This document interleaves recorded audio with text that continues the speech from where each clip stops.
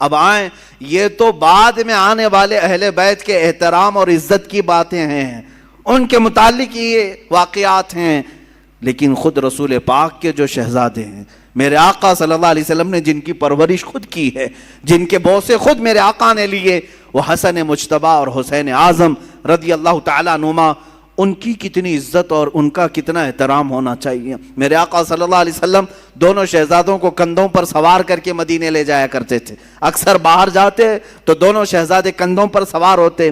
ایک صحابی نے ایک مرتبہ یہ دیکھ کر مسکرائے اور کہا، اے شہزادوں، کیا تمہاری قسمت ہے کہ سواری پائی بھی تو کیسی سواری پائی، کیسی سواری پائی، کائنات کا آقا و مولا رسول پاک صلی اللہ علیہ وسلم کے کندھے تمہیں میسر ہیں۔ اتنی تعریف پر میرے آقا صلی اللہ علیہ وسلم یوں نہیں فرماتے کہ تم صحیح کہہ رہے ہو، بلکہ میرے آقا یوں فرماتے، یہ کیوں نہیں کہتے کہ سوار بھی کتنے اچھے ہیں، سواری کی تم نے تعریف کی تو سوار کی بھی تعریف کرو کہ وہ بھی جنتی جوانوں کے سردار ہیں۔ میرے عزیزو، میرے آقا صلی اللہ علیہ وسلم نے فرمایا، من احب حسینا، جس نے حسین سے محبت کیا اس نے مجھ سے محبت کیا۔ اور میرے آقا صلی اللہ علیہ وسلم کی ایک حدیث یہ بھی ہے کہ انا من الحسین و حسین منی و انا من حسین، حسین مجھ سے ہے اور میں حسین سے ہوں۔ یہ کیسی بات ہے؟ حسین مجھ سے ہیں اور میں حسین سے ہوں۔ ایک جملہ تو اس میں سمجھ میں آتا ہے، حسین مجھ سے ہیں۔ حضور نے فرمایا یقیناً اولاد باپ سے ہی ہوتی ہے، اولاد اس کے دادا نانا سے ہی ہوتی ہے۔ میرے آقا صلی اللہ علیہ وسلم کا یہ فرمان سب کو معلوم ہوگا۔ حضور نے فرمایا حسین مجھ سے ہیں، یقیناً حضرت فاطمہ حضور کی بیٹی ہیں اور حضرت امام حسین حضرت فاطمہ کے لخت جگر ہیں، تو حسین حضور سے ہیں۔ لیکن جو دوسرا جملہ ہے، میرے آقا نے فرمایا میں حسین سے ہوں، یہ کیسے؟ میں حسین سے ہوں، بھلا کوئی نانا اپنے نواسے سے ہو سکتا ہے؟ لیکن میرے آقا نے فرمایا، ہم محدثین اس کی تشریح میں فرماتے ہیں حسین مجھ سے ہیں کا مطلب یہ ہے کہ اولاد کے اعتبار سے حسین رسول سے ہی ہیں، اور حضور نے جو فرمایا میں حسین سے ہوں، اس کا مطلب ہے کہ میرا پورا دین حسین سے چلنا ہے۔ اسی کی تشریح کرتے ہوئے امام الہند سلطان الاولیاء غریب نواز نے فرمایا تھا، شاہ است حسین بادشاہ است حسین، دین است حسین دین پناہ است حسین، سرداد نداد دست در دست یزید، حقا کے بنائے لا الہ است حسین۔ فرماتے ہیں معین الدین حسن چشتی غریب نواز اپنے ہی دادا اور اپنے ہی نانا کی شان میں امام حسین شاہ ہیں، شاہ نہیں بلکہ بادشاہ ہیں۔ شاہ میں اور بادشاہ میں فرق سمجھ میں آتا ہے؟ ویسے تو سب لوگ کہتے ہوں گے فلاں شاہ ہے فلاں بادشاہ ہے، دونوں میں فرق ہے۔ شاہ جو ہے سلطان کو کہتے ہیں، اور بادشاہ کنگ میکر کو کہتے ہیں، جو بادشاہ بناتا ہے، جو شاہ بناتا ہے اس کو بادشاہ کہا جاتا ہے۔ اور دین است حسین دین پناہ است حسین، حسین پورے دین کا نام ہے، حسین دین کی حفاظت کرنے والے کا نام ہے۔ اپنا سر دے دیا، ہاتھ یزید کے ہاتھ میں نہیں دیا۔ حق تو یہ ہے کہ لا الہ کی جڑ کا نام حسین ہے۔ اب سمجھ میں آیا حضور حسین سے کیسے ہے؟ حضور حسین سے کیسے ہیں؟ رسول پاک صلی اللہ علیہ وسلم کا دین حسین سے ہے۔ جو حسین پاک سے نفرت کیا، بغاوت کیا، وہ دین سے نکلنے والوں میں سے ہے، خارج ہونے والوں میں سے ہے، میرے آقا صلی اللہ علیہ وسلم کو ایذا دینے والوں میں سے ہے۔ میں ابھی چند دن قبل، ابھی اسی محرم سے قبل ایک بات سنا، کسی سعودی لقوہ مارے ہوئے آدمی کو یہ کہتے ہوئے سنا، ہاں ریالوں نے جس کا لقوہ مارا ہے جس کے عقیدے پر، اگر یہ دو شہزادوں کی لڑائی تھی کربلا کی، دو شہزادوں کی لڑائی تھی، یعنی حضرت حسین حضرت علی کے شہزادے اور یزید حضرت امیر معاویہ کا شہزادہ، آپس میں دو بڑے بڑے لوگوں کے بیٹوں کی لڑائیاں تھیں۔ اس بیوقوف کو معلوم کہاں ہے، کہاں کس کو شہزادہ کر رہا ہے، کس کو شہزادہ کہہ رہا ہے۔ ہاں حسین ابن علی رضی اللہ تعالیٰ یقیناً شہزادہ رسول ہیں، لیکن یزید کو شہزادہ کہا جائے گا؟ پلید ہے، جس کے نام کے ساتھ ہم پلید کا لفظ استعمال کرتے ہیں۔ یہ شہزادوں کی لڑائیاں نہیں تھی، حق و باطل کی لڑائی تھی، حق و باطل کی لڑائی تھی، اور نہ ہی دو خاندانوں کی لڑائی تھی، اور نہ ہی یہ سیاست کا معاملہ تھا جیسے آج کچھ لوگ یہ بھی پیش کرنا چاہتے ہیں۔ جیسے پہلے یہ جوکر نائک کہتا تھا کہ یہ سیاست کا معاملہ تھا، یہ سیاسی معاملات تھے جس کی وجہ سے یہ لڑائیاں ہو گئی. ان کو ایسا لگتا ہے کہ سیاست اس وقت ایسی ہی تھی جیسے الیکشن کے لیے ووٹنگ کے لیے جگہ جگہ گھومنا پڑے. ارے حسین اعظم ہے, حسین اعظم ہے, رسول اللہ کے نواسے ہیں. اللہ تعالیٰ نے ان کو اتنی طاقت و قوت عطا کی تھی, وہ چاہتے تو پوری دنیا پر اپنی حکمرانی قائم کر لیتے. انہوں نے میرے آقا کے فقر و فاقے کو پسند کیا. اگر ان کو حکومت ہی پیاری تھی اور سیاست ہی کرنا تھا تو اپنے باپ کے انتقال کے بعد فوراً کھڑے ہو جاتے. حضرت امیر معاویہ 20 سال تک خلیفہ رہے, تب تک امام حسین نے نہیں مطالبہ کیا. اگر ان کو یہی سب شوق تھا بادشاہت کا, سیاست کا, تو وہ تو حضرت علی کے بیٹے تھے. خلافت حضرت علی کے بعد ختم ہو رہی تھی تو وہ دعویٰ کر سکتے تھے کہ میرے باپ کی خلافت اب مجھے آئے. نہیں دعویٰ کیا کبھی. یہاں سے بات سمجھ میں آتی ہے 20 سال کے بعد اگر وہ مدینے سے اٹھ رہے ہیں تو صرف اس بات پر اٹھ رہے ہیں کہ نبی کونین کے دین پر کوئی غدار اور فاسق و فاجر کرسی نہ بچھا سکے. اور آج تک میرے عزیزوں اس کا اثر دیکھنے کو ملتا ہے. حسین اعظم کا ایک مرتبہ کھڑا ہو جانا اس زمانے میں, اس کا اثر آج تک دکھتا ہے. مجھے بتاؤ کس مسجد کے امام کو آپ چور رکھتے ہیں؟ چور ڈکیت ہو, لفنگا ہو, اناڑی ہو, ٹپوری ہو, جس طرح کا بھی ہو, اسے امام بناتے ہیں آپ؟ کیوں نہیں بناتے؟ بزنس تو کرتے ہیں, سب کچھ کرتے ہیں ایسے لوگوں کے ساتھ, لیکن مصلے پر آپ ہر چیز دیکھتے ہیں. داڑھی پوری ہے کہ نہیں, کپڑے صحیح ہے کہ نہیں, داغ تو نہیں لگے اس کو. ہاں, اور اگر یہ امام کہیں ادھر ادھر کس سے مل رہا ہے کس سے نہیں مل رہا ہے یہ تک آپ نظر رکھتے ہیں. اچھی بات ہے, نظر رکھتے ہیں, ٹھیک ہے. امام کے پیچھے پڑے رہتے ہیں, کیوں؟ اس کی وجہ یہی ہے کہ آپ اپنا امام ویسا ہی دیکھنا چاہتے ہیں جیسے امام حسین نے تصور دیا ہے. ہم حسینی ہیں الحمدللہ. بھائی یزید کو آپ نے امام تسلیم اسی لیے نہیں کیا کہ اگر رسول اللہ کے نواسے نے اس وقت اس کو امیر المومنین کہہ دیا ہوتا تو پھر قیامت تک آنے والے سب لوگ یہ دلیل بناتے رسول اللہ کے نواسے نے جب ایک فاسق و فاجر کو امام بنایا تھا تو ہماری مسجدوں کا امام چور ہو جائے تو کیا فرق پڑتا ہے؟ لوگ دلیل بنا سکتے. امام علی مقام نے قیامت تک آنے والوں کے لیے ایک ایسا مشعل پیدا کیا, ایک ایسی روشنی بنائی کہ اسی کے بل بوتے آج تک ہم چل رہے ہیں. عزیزان گرامی, حسنین کریمین رضوان اللہ تعالی علیہما حضور پاک صلی اللہ تعالی علیہ وسلم کی گود میں کھیلنے والے, یہاں تک کہ اکثر حضور کا جبہ مبارکہ کافی کشادہ ہوتا, کبھی پہن کے آتے ہیں. تو صحابہ روایت کرتے ہیں کہ کبھی کبھار حضور اکرم صلی اللہ علیہ وسلم اپنے جبے کے اندر کوئی چیز چھپا کر کے آتے تو ہم دیکھتے کوئی قیمتی چیز چھپا کر آئے ٹھنڈیوں کے دنوں میں, لیکن وہ قیمتی چیز وہی شہزادے ہوتے تھے, حضور کے جبے میں چھپے ہوئے ہوتے ہیں. حضرت حسن مجتبیٰ اور حسین اعظم رضی اللہ تعالیٰ. آپ اندازہ کریں صحابہ اکرام حضور صلی اللہ علیہ وسلم کی ایک جھلک دیکھنے کے لیے بے قرار رہتے, صحابہ حضور کے مہر نبوت کو دیکھنے کے لیے بے قرار رہتے, حضور اکرم صلی اللہ علیہ وسلم کے بوسے لینے کے لیے بے قرار رہتے. ان شہزادوں کی عظمت اور ان کی قسمت کو دیکھیں کہ ہمیشہ حضور کے جسم مبارکہ سے لگے ہوئے ہوتے تھے, یہاں تک کہ سجدے میں میرے آقا جائیں تو اس پر سوار بھی ہو جاتے تھے. میرے آقا ان کو ہٹاتے نہیں تھے, لمبا سجدہ کر لیتے لیکن ان شہزادوں کو گرنے نہیں دیتے تھے. یہ ان شہزادوں کی تربیت ہے. ایک دن حضرت فاطمہ بے قرار تھیں, بچے نظر نہیں آ رہے ہیں. حضور پاک صلی اللہ علیہ وسلم گھر میں آئے, پوچھا بچے کہاں ہیں؟ حضرت فاطمہ کہتی ہے میں کب سے ڈھونڈ رہی ہوں, بچے نہیں مل رہے, چھوٹے چھوٹے تھے. رسول پاک صلی اللہ تعالی علیہ وسلم ڈھونڈنے کے لیے بھیجے تو دیکھتے ہیں مدینے مسجد نبوی کے تھوڑا سا دور ایک درخت کے نیچے دونوں بچے بیٹھے ہوئے ہیں, کھیل رہے ہیں, لیکن جبرائیل امین دونوں پر سایہ کیے ہوئے ہیں. ہاں, فرشتے سایہ کیے ہوئے رہتے ہیں. اور یہی حسنین کریمین ہیں, حضور پاک صلی اللہ علیہ وسلم گھر میں ان کو خود کھلایا کرتے تھے. بچوں کے ساتھ اگر کھیلنا حضور کا ثابت ہے تو ان شہزادوں کے ساتھ ہے. کشتی لڑا رہے ہوتے حضور پاک صلی اللہ علیہ وسلم, حضرت حسن اور حسین کی کشتی لڑا رہے ہیں. ہوتا ہے گھروں میں دو بچوں کی کشتی لگاتے ہیں تو حضور صلی اللہ علیہ وسلم کس کی سائیڈ لے رہے تھے؟ حضرت امام حسن کی سائیڈ لے رہے تھے, وہ بڑے تھے. اور حضرت حسن کو کہتے تھے حسن تم حسین کو یہاں سے پکڑو، ادھر سے پکڑو، ادھر سے پکڑو، جیسے ہم بچوں کو کشتی لڑواتے ہیں۔ میرے آقا صلی اللہ علیہ وسلم جب اس طرح کا مقابلہ کروا رہے تھے، حضرت فاطمہ گھر میں سے کہتی ہیں ابا جان یہ کیسی بات ہے، آپ بڑے کی سائیڈ لے رہے ہیں، حسن بڑے ہیں آپ ان کی سائیڈ لے رہے ہیں، حسین چھوٹا ہے۔ حضور پاک فرماتے ہیں فاطمہ تم نہیں دیکھتی حسین کی طرف سے جبرائیل ہیں،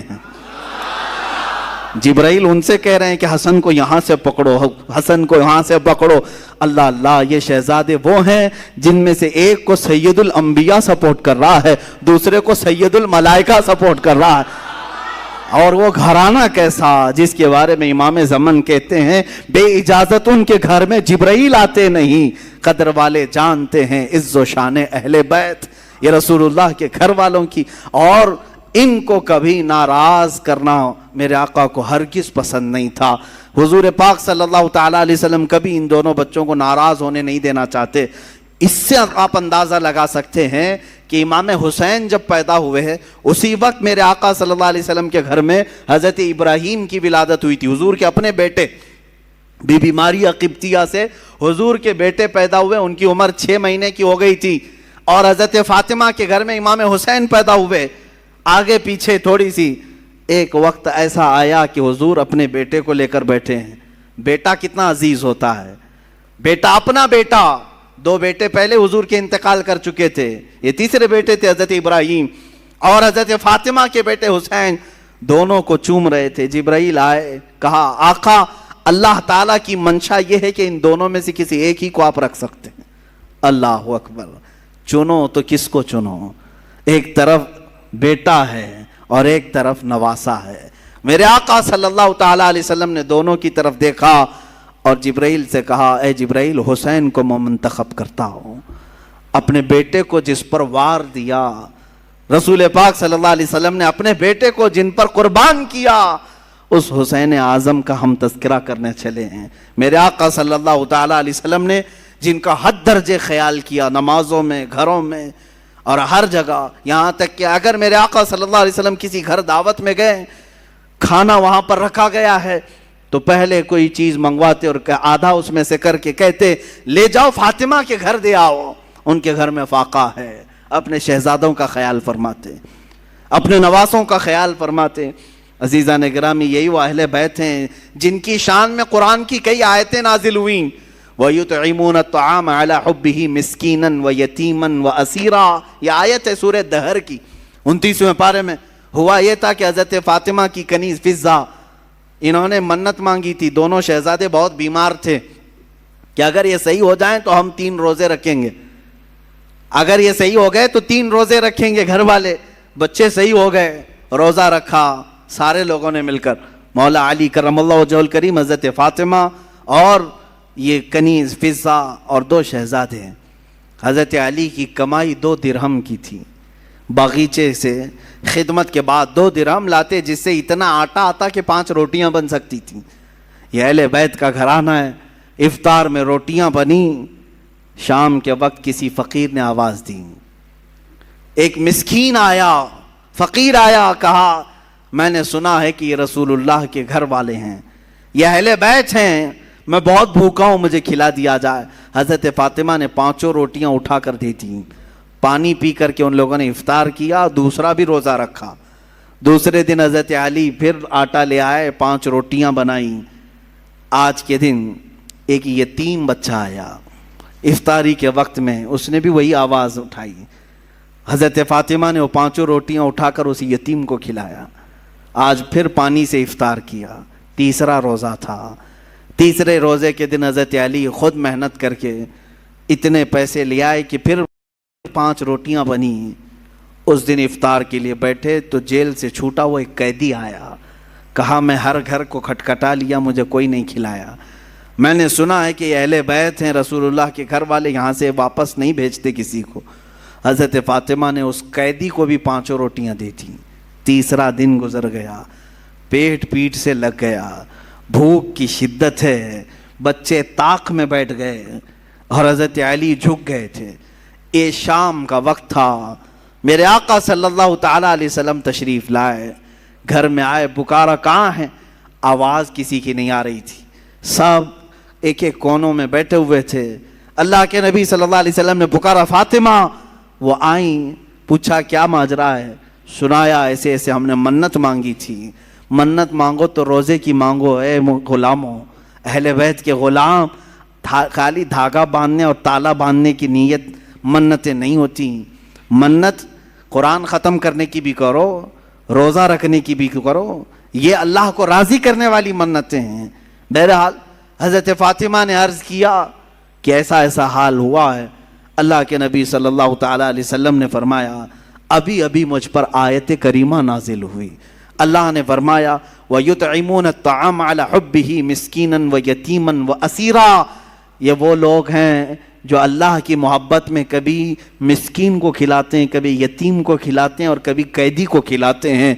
آقا کونین صلی اللہ علیہ وسلم نے فرمایا بشارت ہو فاطمہ، تم امتحان میں کامیاب ہو گئی، نہ وہ مسکین تھا، نہ وہ یتیم تھا، نہ وہ قیدی تھا، ہر دن اللہ کا ایک فرشتہ آتا تھا جو اہل بیت کا امتحان لے رہا تھا کہ یہ کتنا عطا کر سکتے ہیں۔ تم امتحان میں کامیاب ہو گئے اور اس دن ان کے گھر میں جنت سے اللہ نے خوان نعمت اتارا۔ عزیزان گرامی، یہ اہل بیت کا گھرانہ ہے، ان کے پاس امتحان لیا بھی گیا تو وہ سب عطا کرتے رہے، ان کی شان ہی یہی ہے۔ الحمدللہ ہم نے بھی بہت سارے سادات اور مشائخ کو دیکھا ہے، وہ نوازنے والوں میں سے ہیں، عطا کرنے والوں میں سے ہیں۔ رسول پاک صلی اللہ تعالیٰ علیہ وسلم کی یہ صفات ان کے گھروں میں آج بھی پائی جاتی ہیں۔ اللہ ان کا سایہ ہمارے سروں پر دراز فرمائے۔ اب حالات کربلا کی طرف ہم چلتے ہیں میرے عزیزو۔ حالات ایسے کیا پیش آئے کہ یہ کربلا کا واقعہ رونما ہو گیا؟ حالات ایسے کیسے آ گئے کہ اتنا بڑا سانحہ ہو گیا؟ میں آپ کو بتاؤں کہ حالات حضرت امیر معاویہ کے انتقال کے بعد سے خراب ہو گئے، بہت خراب، حالانکہ اس سے پہلے ہی خراب ہو گئے تھے۔ آپس میں جنگیں ہوئی، خانہ جنگیاں ہوئی، ایک دوسروں کی لڑائیاں ہوئی، میں ان سب کی طرف نہیں جاتا۔ مولا علی کرم اللہ وجہہ الکریم کی وفات کے بعد حضرت امیر معاویہ نے خلافت کا اعلان کیا اور ان کی خلافت سن 40 ہجری سے لے کر 60 ہجری تک 20 سال تک چلی، اور 20 سال تک دمشق سے حضرت امیر معاویہ رضی اللہ تعالیٰ عنہ نے خلافت قائم کی اور یہ چلتی رہی۔ اس دوران بہت سارے فتوحات بھی ہوئے، اسلامی سلطنتیں بڑھتی بھی رہیں، ان کا انتقال ہوا۔ اب جو معاملہ خراب ہوا وہ یہاں سے ہوا کہ حضرت امیر معاویہ کا بیٹا یزید تھا، وہ تھے صحابی رسول، حضور صلی اللہ علیہ وسلم کے سالے بھی لگتے ہیں رشتے میں، حضور کی زوجہ ہیں حضرت ام حبیبہ رضی اللہ تعالیٰ عنہ جو حضرت امیر معاویہ کی سگی بہن ہے، اسی لیے حضرت امیر معاویہ کو امت کا ماموں بھی کہا جاتا ہے۔ وہ ام المومنین حضرت ام حبیبہ کے سگے بھائی ہیں۔ امیر معاویہ کا جو بیٹا تھا وہ ناہنجار تھا، وہ صحیح آدمی نہیں تھا، فاسق و فاجر تھا۔